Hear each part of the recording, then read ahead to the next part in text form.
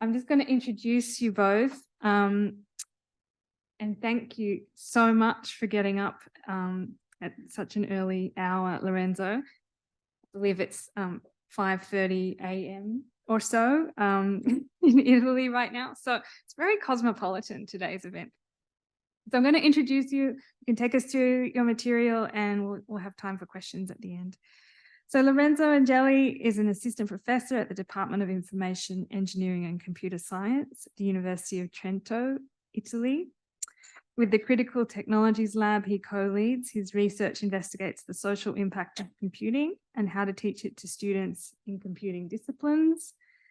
And Mela Betega is a PhD candidate in digital media at the Nova University of Lisbon. She graduated in sociology at the University of Trento and gained experience in human-computer interaction and co-design by working in a research project centered around electricity demand shifting. I will note that the next Electronics ECOLOGIES event is all about energy. So you may want to tune in again, Mela, when we're talking about energy in a few weeks' time. But for today's discussion, I just really was impressed by the proposal that they put together and wanted it to be shared with all of you. So if you're ready, we'd love to hear your paper and hopefully about 20 minutes worth, and then we'll have questions. Thanks. Thank you, Mel. It was great to have you and good to see you, Mela. It's very early in here. It's 5:30 in the morning, as Mel said, but I'm really happy to be here. It's as far as I can see, it's been an amazing workshop.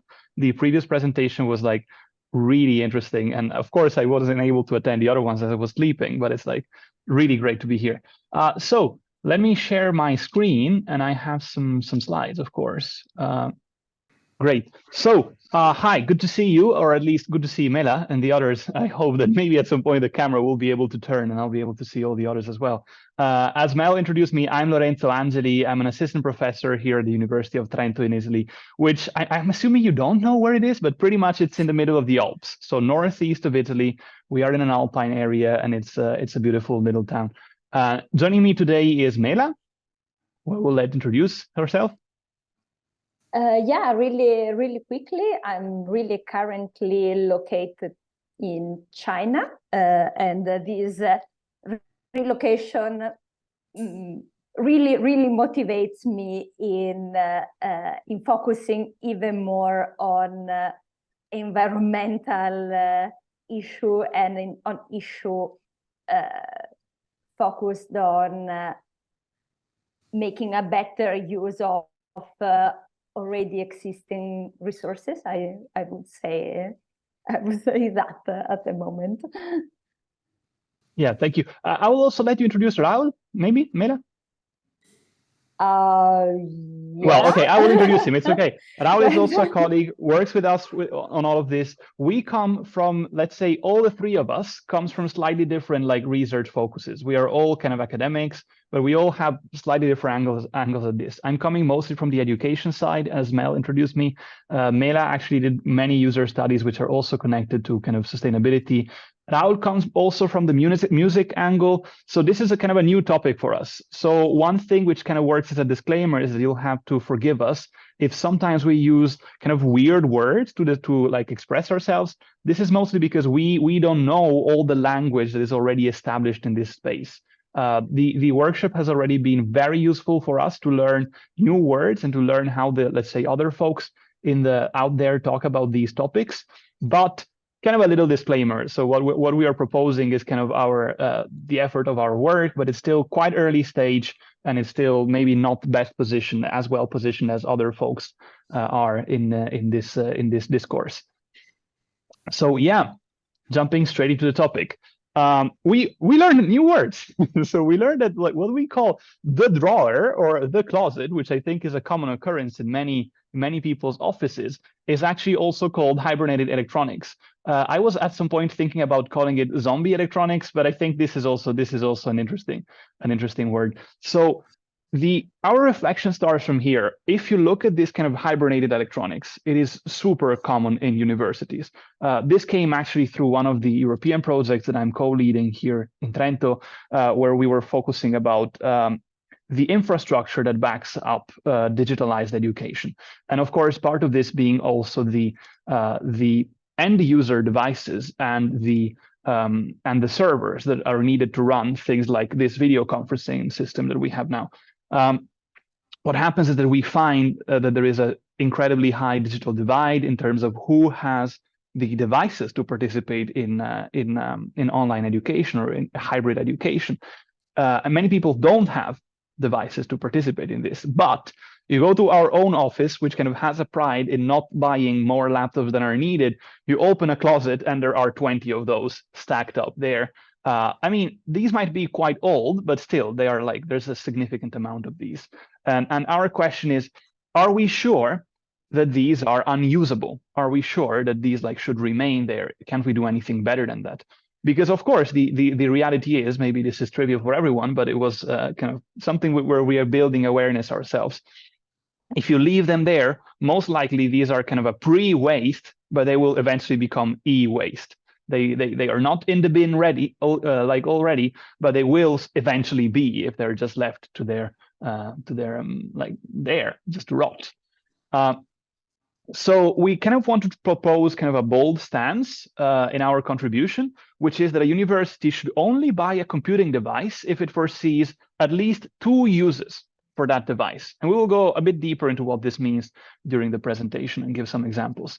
So why do we focus on universities? Well, I mean, of course, what I didn't put here is that we are all in universities. We all live in universities. Like we work there and we know quite well how they act.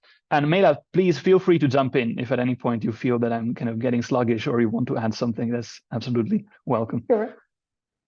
Okay, but yeah, universities have this feature of being kind of large-scale procurement, having large-scale procurement of digital devices, as much as like large businesses do. And what is interesting is that while we don't have data for this yet, but maybe folks in the room do, very often what you see as kind of a pattern is when you have these large organizations. So when you're looking at how kind of devices are bought in the population, you then having these very bimodal distributions where many devices are bought by individuals, but also many devices are bought by large organizations.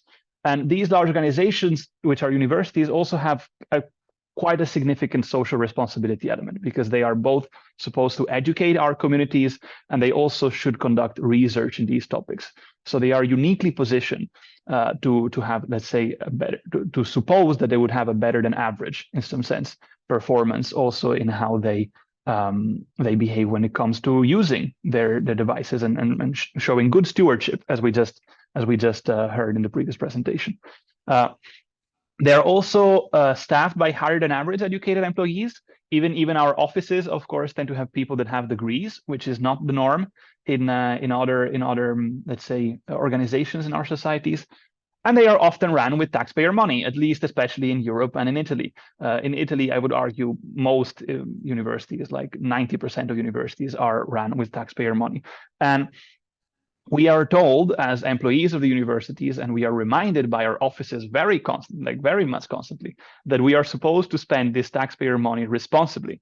But the question is, what do we mean by responsibly? So, oops, let me get rid of this thing. I'm using, if you see a black box on the screen, is where I'm using kind of the video things, just to make sure that I don't feel like I'm talking to myself. But I'll need to drag it around sometimes, so bear with me. So, when it comes to spending money responsibly, our regulations think that it's just a matter of like choosing the best device, giving technical specs that the researchers provide, and then most often just pick what's cheapest, right? So if you have 2 devices that have more or less the same CPU, the same RAM, in the case of a computer, for example, they will tell you, well, this one is cheapest, this is the one you get. And it is very hard to override this system. It requires, in Italy, this actually requires jumping through 7 different decisional layers, one of which is centralized in Rome. So it is an extremely complex procedure to kind of override this default.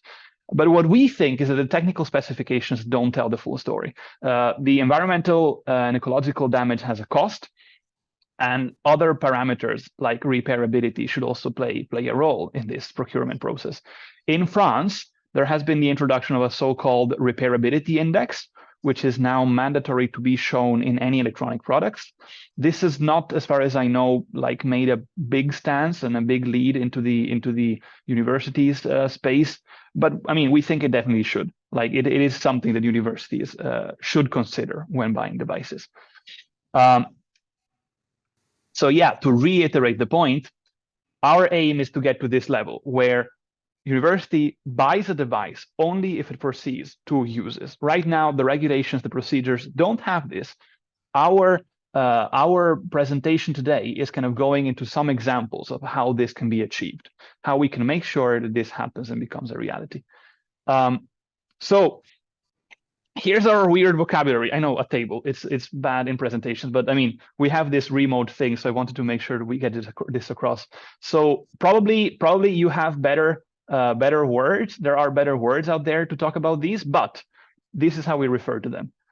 Computing devices, anything, right? Like anything which is kind of used as a computer, a laptop through which I'm speaking, a server, a desktop computer, but also smartphones, tablets, e-readers, you name it.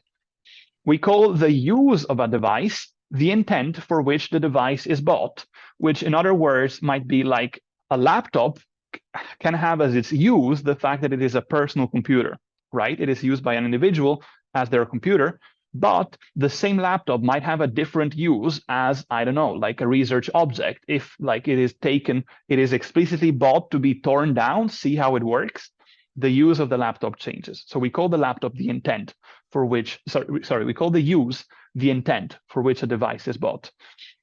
And we call a device's life the pairing between the use and the person or the group the device it is assigned to.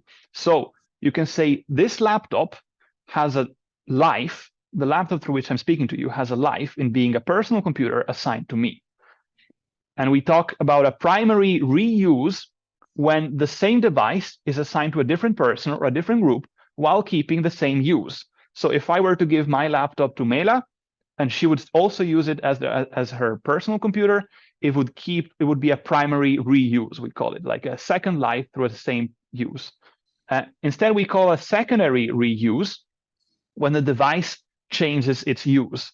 So if, for example, at some point the screen of my laptop breaks, it is too hard to repair, and I'm putting it in my office and using it to host our research group's website, that has got a secondary use. It has got a new life through a secondary use because it's changed the purpose for which it is being used. It is different from the one that has been bought for. So we give an example of a device that can have multiple primary users through this framework laptop, which I'm assuming like many of you probably have seen already. The framework laptop is a laptop which is kind of built to be very modular, and you can swap out any and all pieces in it. In our contribution, we talk about a potential primary use of this, which is you can buy the laptop as a laptop, but then the core of it is the motherboard. And the motherboard, the framework as a company, provides a number of ways through which you can reuse, one of which is you can put it in a box, which is 3D printed and sold within their own web shop, assemble the motherboard inside this box, and effectively this becomes a desktop computer, because you can take this box, connect it to a video output, connect it to a keyboard and a mouse, and put it on somebody's desk, and there you go. That's a computer. So one way through which universities can achieve these multiple uses is that they can buy the individual laptop only once, but then that laptop, if the motherboard is swapped, can also become a desktop computer. And Framework has recently, and actually this has been like 2 days before the submission of our proposal, they have released a lifecycle assessment of all the subparts of their laptop. And the 2 most environmentally impactful thing to manufacture are, of course, one is the motherboard, but the other is the display.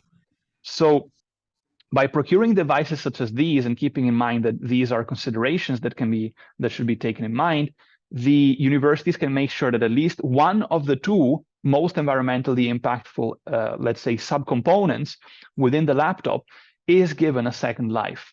Because of course, if you replace the motherboard, the display is going to be used again.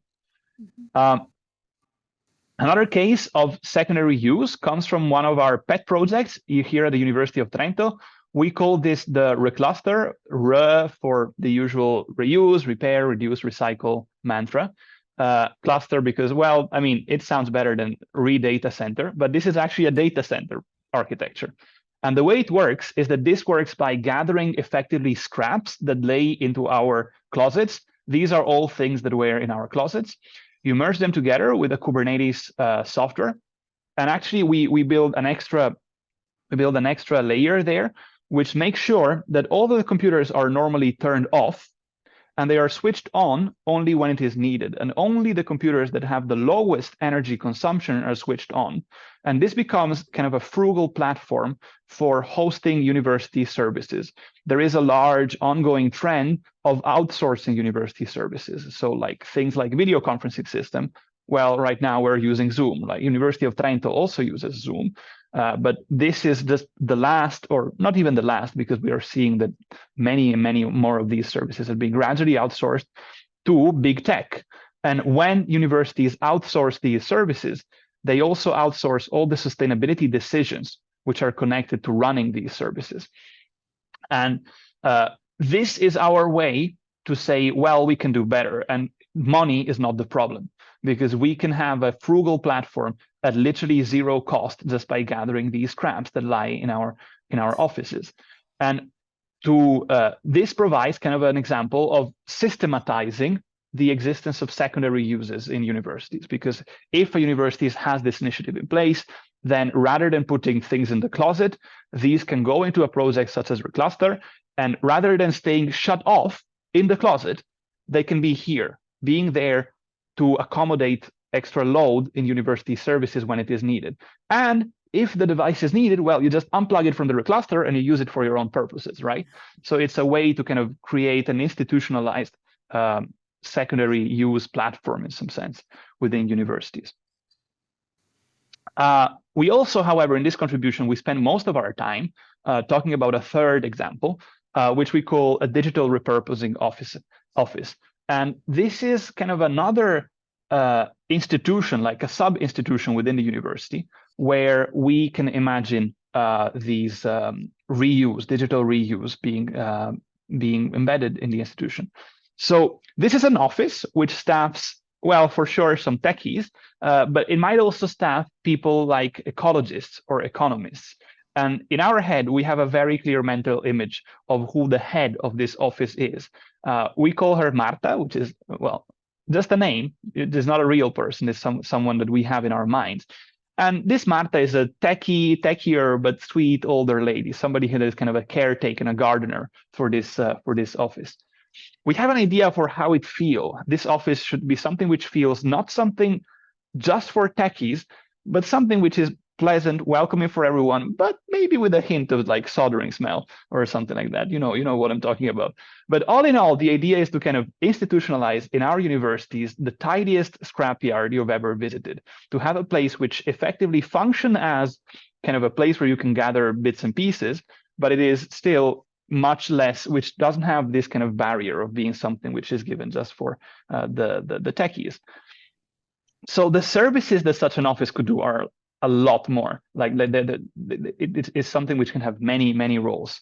At a most basic level, this is an alternative to the drawer, right? This is somewhere you bring your laptop to this office rather than keeping it to your drawer, and you have the kind of the guarantee that if you are one of these folks that keeps their devices in the drawer just in case, you know that you have a lot of just in cases in that office.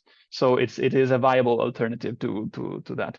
But also it could serve roles such as helping repairing devices, providing spare parts out of whatever is available there, providing upgrades, loaner devices when they're needed, and be embedded within the procurement lifecycle of universities to provide guidance and assistance on what is recommended to procure for what purpose, with this focus and with this emphasis of assisting procuring for long-term use, as we were mentioning before. The office can also help with teaching. At the most basic level, it can provide kind of parts to tinker with. In the University of Trento, we initially had foreseen this role to be embedded in our Fab Lab. It has then taken a new direction, but since that was one of the original purposes of this. And this can be also an office which has know-how and so can help educate people about the sustainability of electronics and about e-waste, which, I mean, as an educator, as somebody who is very passionate about this, I think this is a very powerful thing. And also for research, the office can provide some input in the form of kind of helping disassemble and unmake this device, so a bit of reverse engineering. There are some universities that have research line connected to reverse engineering of electronics. This can be a way to empower this kind of work, but also to help support internal to the university policymaking and external policymaking by providing recommendations more in general. Usually the question that we get when we talk about this is, how do you fund this? Where does the money come from? So at a starting point, we make the claim that the funding could be made through the savings that are taken by the fact that we are removing these devices from the garbage kind of life cycle. So the disassembly and the processing of these e-waste has a cost.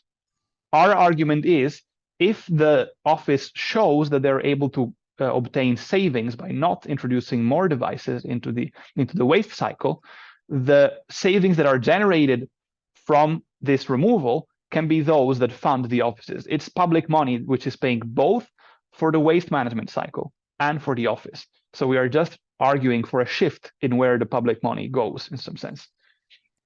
So the office should have kind of their own internal KPIs to assess how well they're doing. And initially, this should provide kind of enough like a proof of concept that this can work. But eventually, this is financed like any other university office, like with public money, as we are all doing. The number of staff people is like can be modest enough to make this run. So it shouldn't be like too much of a bank account breaker. Interestingly, our idea is to centralize this within universities. So the idea is also to create kind of a minor economies of scale effect for repair and reuse. If these are left as individual initiatives, the costs tend to be much higher than what they are if these are institutionalized. So the idea is that the funding can come through this smart management of the office. So how does the office work? In effect, it is transforming the research of life cycle and ecology and electronics ecology into a physical place. It is an embodiment of all the work that we collectively are doing in this space. And this comes pretty much to the end of our presentation. I'm putting here some summary of what I discussed. Maybe it can be a starting point for a conversation.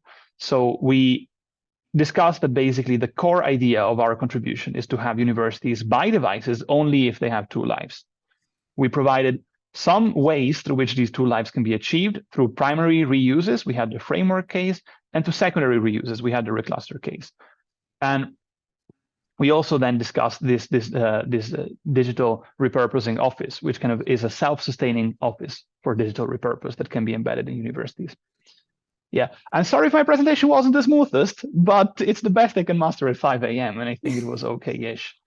So thank you once again for having us.